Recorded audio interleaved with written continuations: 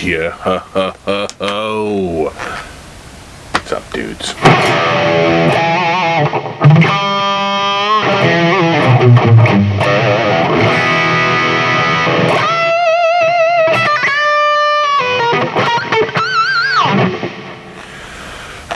So my first video since last week, and a little somber mood this week. Just, and the weekend started off so awesome. Went up with the family up to New Hampshire, had a great weekend. Came back on Monday, and things were, I think we got back about 3 o'clock.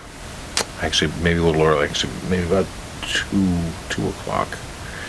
And it makes about sense, right? We left about 11 a.m. and we took about a 3-hour drive, and we got back about 2 o'clock. And I got an email from one of my subscribers saying, "Hey, Steve, I'm watching the news, and I hope you're okay." Like, what are you talking about? Because I don't really watch TV during the daytime. In fact, I don't really watch TV all that much at all, and other than like a handful of shows. And so I figured, I'll check Boston.com. I didn't even think about turning the TV on. Figure I'll check Boston.com. Take a look there, see what the story is. And I can't get the website to come up. It's like overloaded. That's when I knew something was up. I turned the TV on, and I saw what everybody else saw, which was just a horrific scene in Boston, and just a stunning display of heroism by ordinary citizens and police and firemen and ambulance EMTs and runners who literally went straight to the hospital and donated blood. And I was gonna make a video that day, but I was just too upset. I couldn't do a video. And then, this week has just been a crazy week. The kids are off of school this week, and I just, when it rains, it pours, and I had all this work come in, and we were supposed to get this, one component of my work done last Friday, and it didn't happen. And then it was supposed to get done on Wednesday, and then that didn't happen. It got extended until today. And so finally that's sort of done, and I had a chance to finally come back on here again. And but not without last night having an awesome time seeing Steel Panther.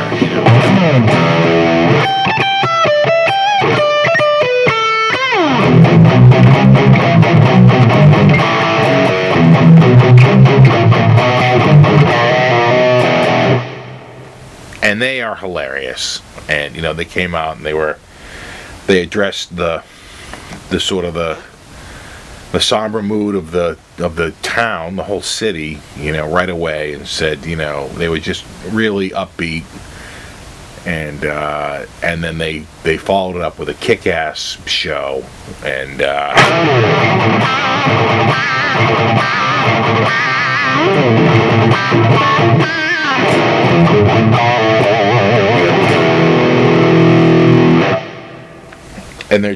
they're so hilarious. They don't let a joke pass by, and it was really awesome. And I got my tickets months ago, literally when they came out. They were supposed to play the Paradise, which is a much smaller venue, but apparently it sold out immediately. And the same people that own, I think, the House of Blues, I think it's both owned by not Don Law. Who owns it? It's Live Nation. Well, I think it is Don Law, right? It's the same. Just that's the brand. And so they moved it there, which was a smart move because the place was packed.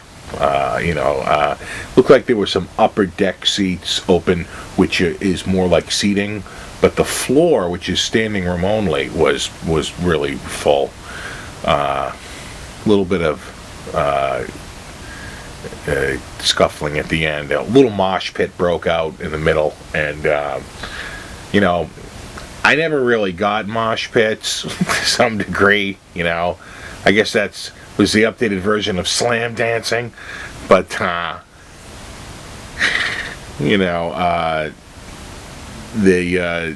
of course, eventually they bumped into somebody who wasn't into it, and this guy was like, I don't know, 6'2" and freaking enormous, and he was really angry, and then security had to jump in, and they just whisked him right out the door. It got a little testy for a little bit there. It was during the last tune too, which was 17 Girls in a Row. I think that's a drop D, and see,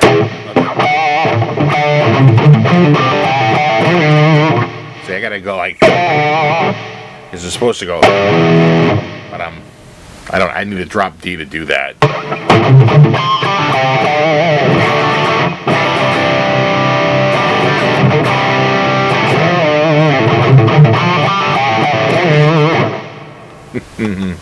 I suppose I can go.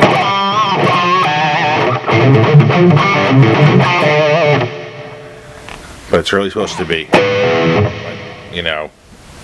a whole step down.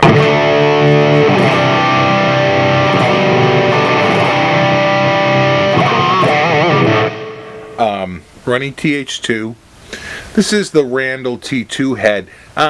This is a stock patch if you're interested in the name. This is Factory Bank 3, and then 3.8 is the I guess that's the variation, right? They could, for TH3, I'd like to see a little bit better interface for the naming, for the banks. But who knows what they'll do. And please, an MP3 or a wave player, and a loop, not a looper. They already have that in there, like a riff digger, where where it captures so many seconds of it, and you can just play it back, cut it in half, and do all that stuff. That's absolutely mandatory on the next version. But this is it's called Drive Your Cat Crazy. My God, I can't see. And it's an interesting patch in that the guitar amp is clean, and I'll just turn the distortions off.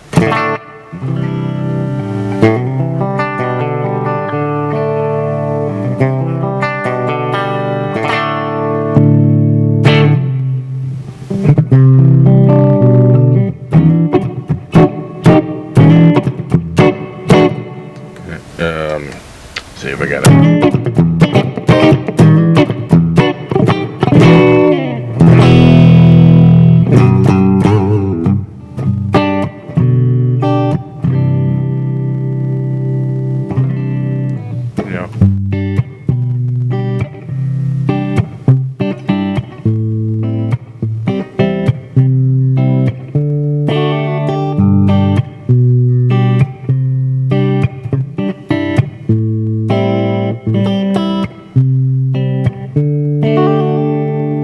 Like E minor, or sometimes they go to G7,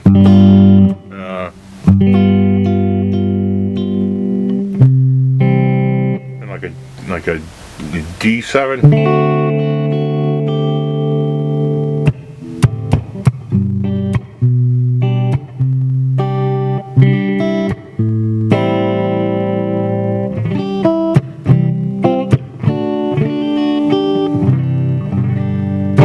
So anyway,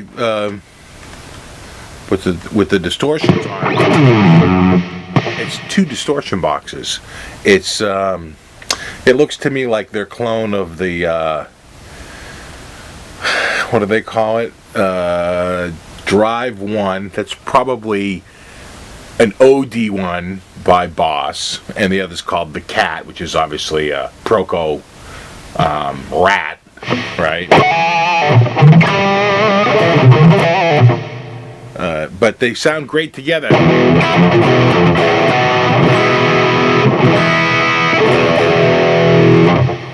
The opening band was called Hillbilly Herald, and they were good. I mean, they're not nearly the technical proficiency of Steel Panther, you know.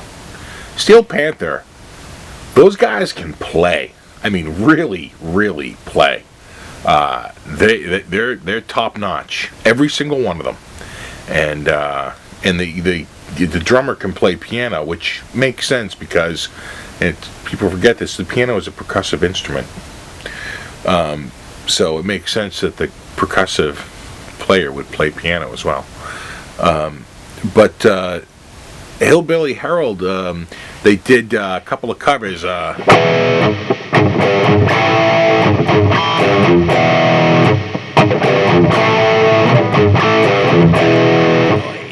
Oi.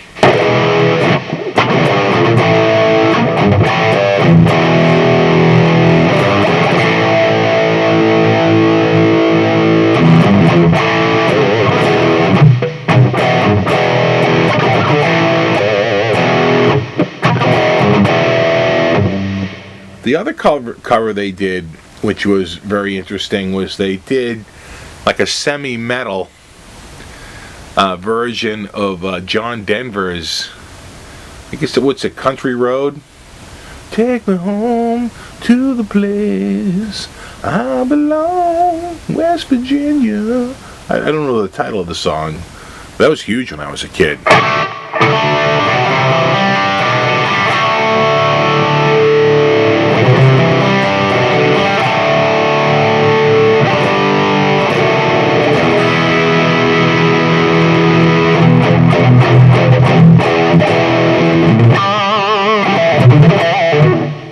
I do like this patch. I like this patch a lot.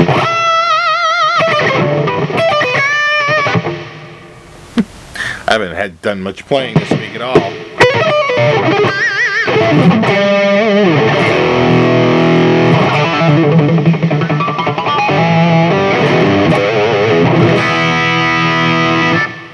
So I had a good weekend up in New Hampshire with the family. It's great. We stayed at this place, kind of like an indoor water park, so the kids can just go there. And I hung out in the room with a nice mountain view, and we had a great weekend.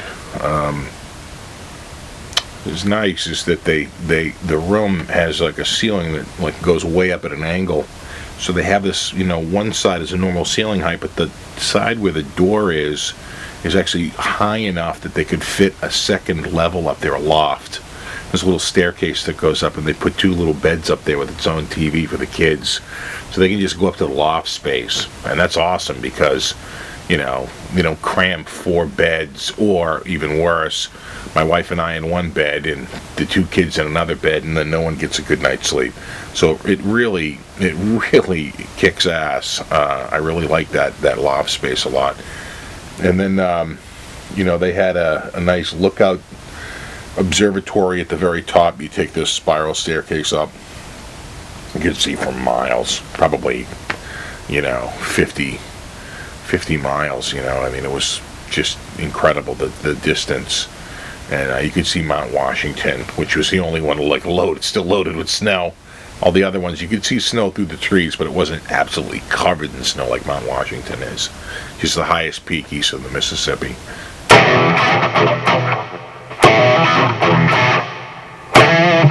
How much brighter it is of the roll-off. So here it is.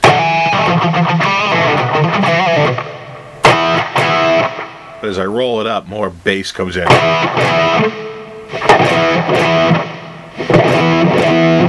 That's a huge difference at the end.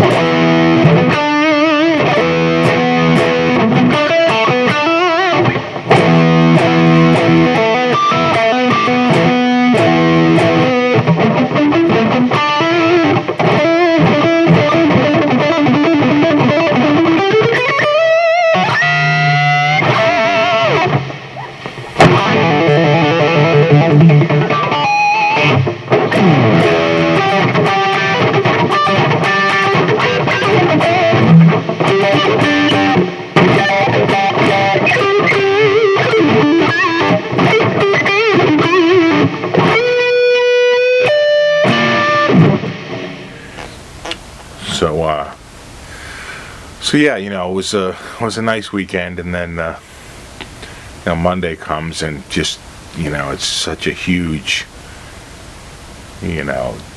just shock, the whole situation. And I wrote about it on my Facebook page that just the anger. 10 years ago I was involved in a pretty stupid and ridiculous accident in Bermuda. My wife and I were down there on vacation, and like idiots we rented mopeds. And I actually had a dirt bike when I was younger, mini bikes, dirt bikes. But I hadn't ridden in a while, and I don't know what the thing just broke into a wobble. You know how that sometimes happens. I think it's caused by literally like the back end is going like faster than the front end or whatever, and it's trying to, I don't know what causes a wobble, but basically it breaks into a wobble, and I just couldn't get out of that wobble, and I'm slowing down and I'm slowing down and I'm slowing down, and I racked the bike pretty hard and broke my leg into about 12 pieces. Put me in the hospital for a couple of weeks, and I got like a bunch of pins and a couple of plates in my leg. And that's a recoverable event, right? I mean, the devastation that so many people down there suffered is a part of, one, it's what we saw in the news today, two complete and total fucking assholes that they're going to get them. They're going to get these guys because, it's going to be an unrelenting march until, they're brought to justice. So eventually, it might take 10 days, 10 weeks, 10 months, or 10 years, but they'll get them. I have no doubt that it will be. Right now they have over like 1,000 people working on the case, and that'll dwindle over time, but it will never end. It'll always be on until they find out exactly what happened. And as I wrote on my Facebook page, that's a very condensed area of shopping, and whenever you have a condensed area of shopping, you have a lot of surveillance cameras. And if sure enough the Lord and Taylor surveillance camera has like these very clear pictures of these what appears to be two guys involved, and more will come out. It's just, it takes a long time to get through all that stuff. When it first happened, it's like people didn't know if it was like a manhole cover had blown up, if an oxygen tank had blown up.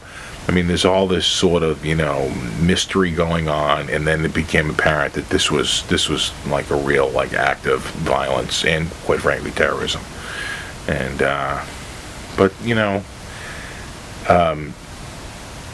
and the worst part was this kid, 3 people were killed, but one was an 8-year-old kid. And, and what the hell does this kid have to do with anything? Nothing. I mean, these are all, just regular people. The kid is down there to cheer his dad on across the finish line. His mom is, like, critically injured. His sister is probably going to have a missing limb. A lot of people had just real incredibly devastating injuries, and if people think that somehow is going to make people go, oh okay, well, whatever you think we've done, we won't do that anymore. It could not be further from the truth. All it does is strengthen people's resolve, and it just makes people even dig in even more. So it's just as has been said, it's a futile maneuver.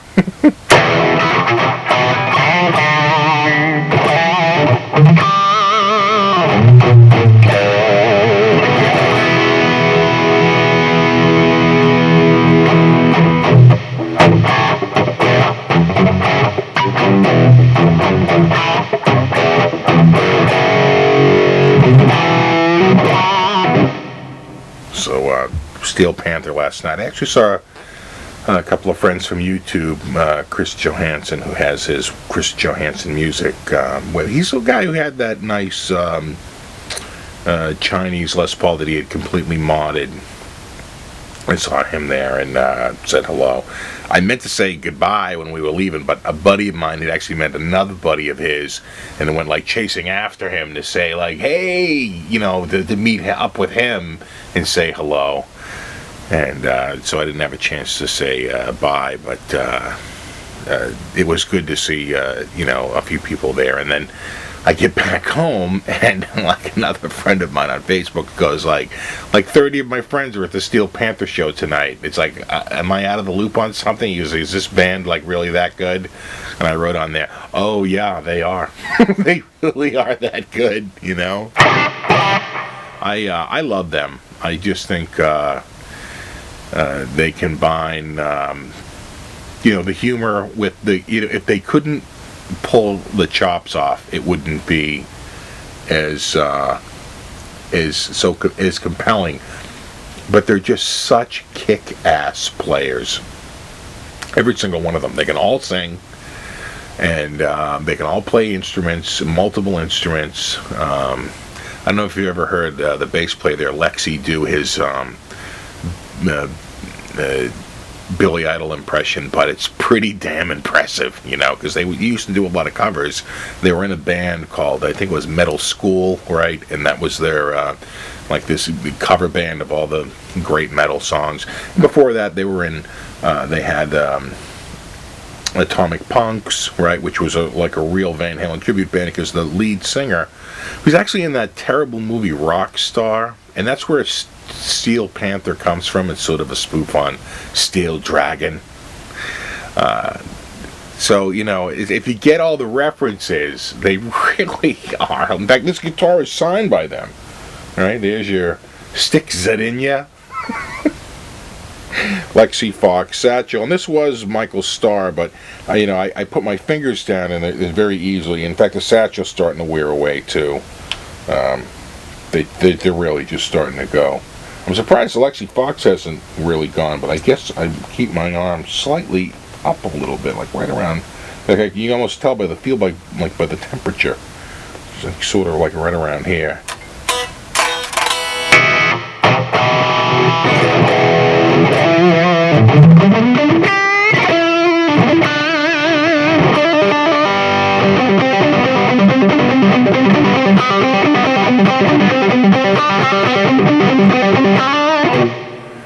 So, you know, just a big thanks to everybody, all the outpouring of concern.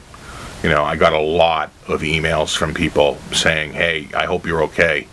And that was even before I posted my Facebook, saying I was. In fact, the reason why I posted that Facebook was because I had so many private messages from people.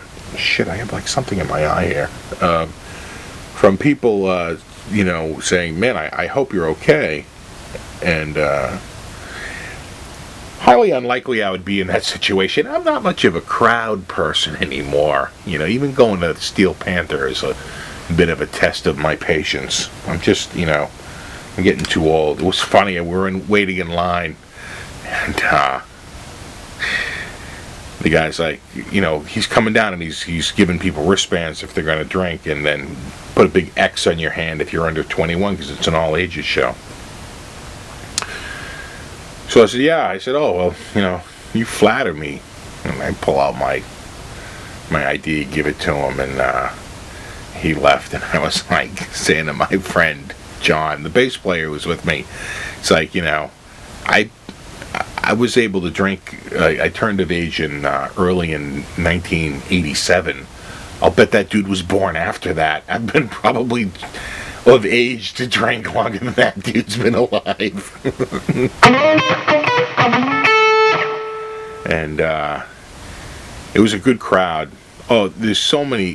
The video will start to filter up online, but you know, they always have a section of the night where they bring chicks up and try to get them to show their boobies. And they got a couple of nice racks, but this one chick, she was like totally, like, you could tell, like, surgery, and she had the 2 beach balls that I just can't stand. You know, I like the natural. I don't like the inflated boobs, and so she puts them out. It's like, put those away.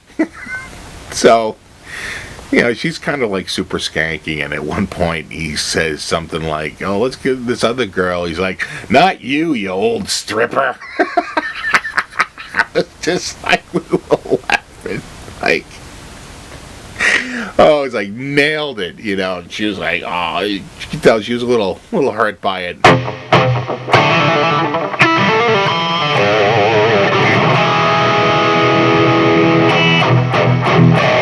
So this has been sort of an off week for me.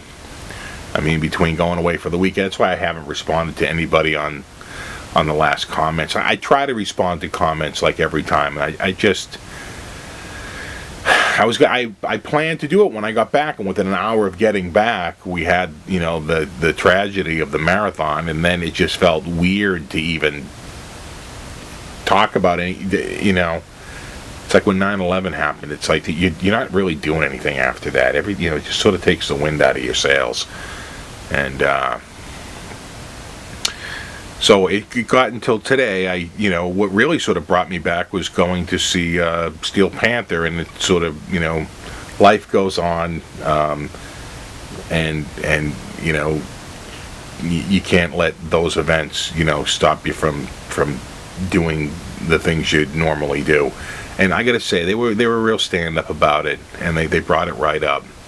And they gave us a hell of a night of rock and roll. One thing I didn't, and again, it goes to show you how old I am. I really need to pack earplugs because my ears are still ringing from that show last night. It's probably because I went like right up front. I'm sure if I was across the room, way in the back, it wouldn't be so bad. But 50 feet between yourself and the speakers, but they were sort of like right there, and my old tired eardrums just can't take it anymore. In fact, I have a doctor's appointment in a couple weeks. I guarantee you, I fail it like every year. Not on most tones, but the highest end. I have such high end loss. I remember taking a test in school, like right after I went to a show, and like everybody's raising their hand. I'm like late. I'm like, what? Whoa, we supposed to raise our hand?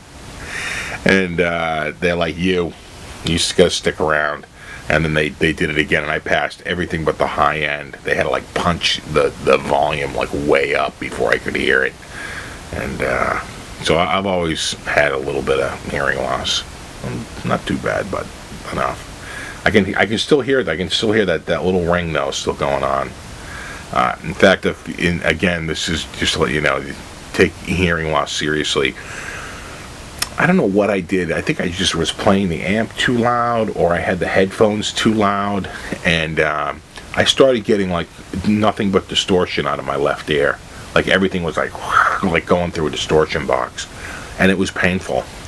And I went to the doctor, and he said, "Well, I just think you got a little bit of eardrum trauma." And he's like, you really should check it. So now when I run my headphones, I keep them no more. Actually, I got a headphone amp now, no more than 50%. I never go beyond that because I just worry about it. And then to make sure that ear healed properly, I wore an earplug in the ear for like a week. It's like I could still hear. I didn't wear one in my right ear.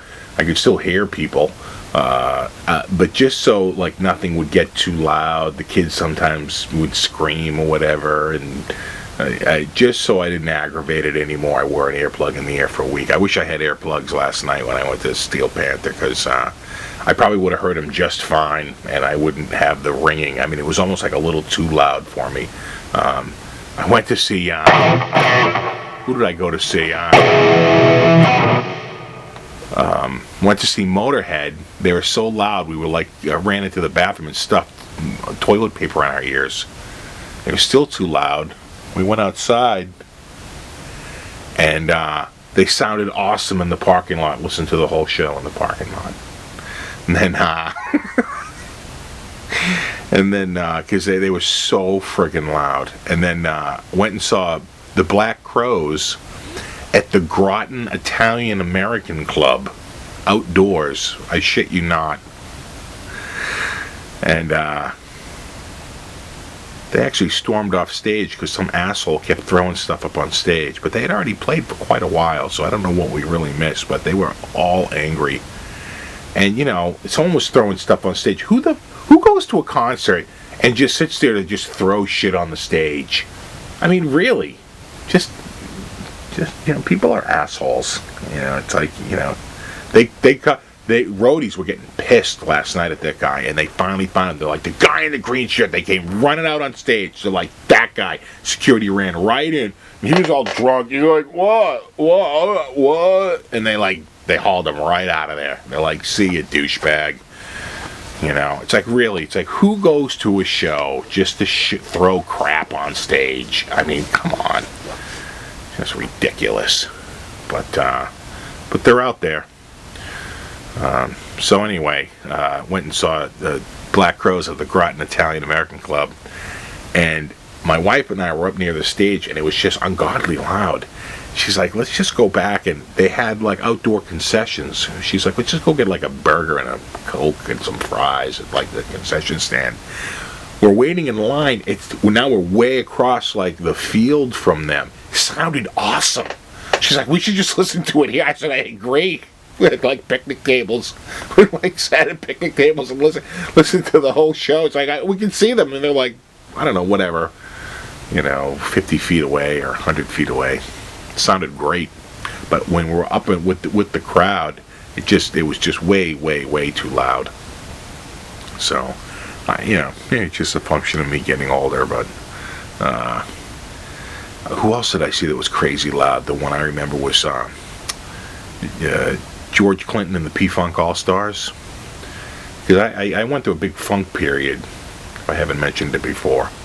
And which is great if you're a guitar player, you know, to get your, you know, to get your right hand in order. You know, it's not so much your left hand. Let me turn the distortions off here. You know, just to sort of, you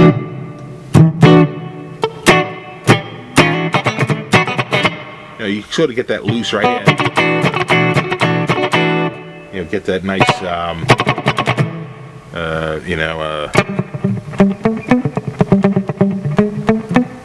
or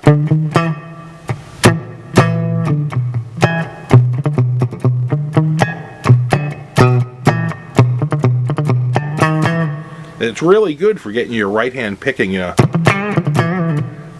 in place. And you can tell guys, you know, like Stevie Ray Vaughan, you know, they really had that rhythm down, that tight but loose, you know, that you get out of funk. And it really does, you know, I recommend everyone go through a little phase where they get into funk. People like really James Brown and George Clinton and the P-Funk All-Stars. But so anyway, I go to see Clinton and the P-Funk All-Stars. They cranked the volume. They could have been half the volume, and it would have been plenty to drown on anybody in the room. I mean, it was painful. There was a woman standing we were a few rows back, standing right in front of those speakers. She had a pained look on her face. I mean, it was literally painful. They had cranked it up so loud. And they go on stage, and they're like, you know, we're gonna play for the next 4 hours. And we were about 3 hours into it, and we were like, we gotta go. You know, they went on at like 9, and they planned on going till about 1, and we bailed at about midnight. It was exhausting just listening to them, you know.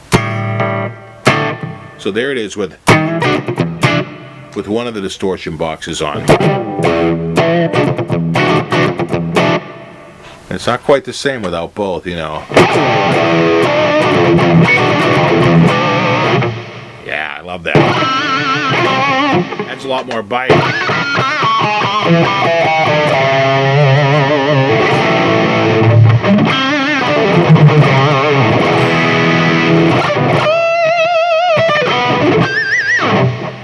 Anyway, that's it. Just a quick, long video.